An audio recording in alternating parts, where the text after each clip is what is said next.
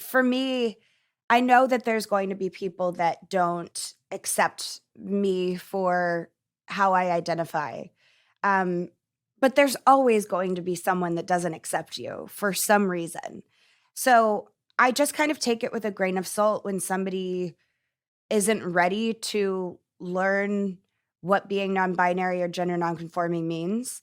Um, and I just think to myself inside my head when I hear someone either purposely mess up my pronouns or just disregard, I just think, okay, they're not ready yet, and one day they will be, and that's okay.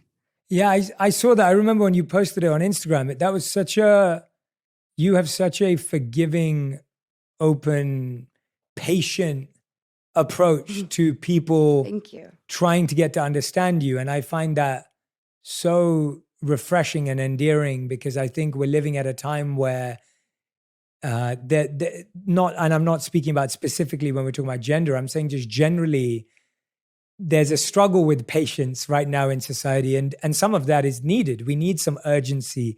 We need change fast. We do need pushing.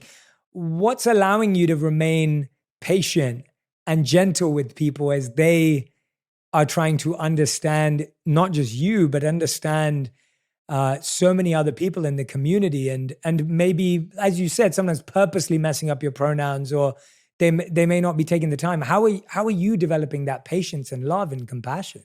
Well, that patience, love, and compassion doesn't just come from anywhere. It definitely comes from a practice of meditating, having grace, and some people just aren't ready, and that's okay. And meditation helps me a lot to have grace and compassion for those people because when I do sit down to meditate and I'm in a place where I'm angry, I sit and I think and I I try to clear my mind, but if I can't, I think through it and I end up coming to a point where I release the anger. And maybe it was because I know I'm a Leo and Leos can be very stubborn that like I work so hard not to be stubborn. And so I try to have grace because it is so easy for me to hold a grudge against people. I can hold a grudge and never speak to someone again. And that's not a trait that I'm proud of because I've realized that that's not a very human thing to do.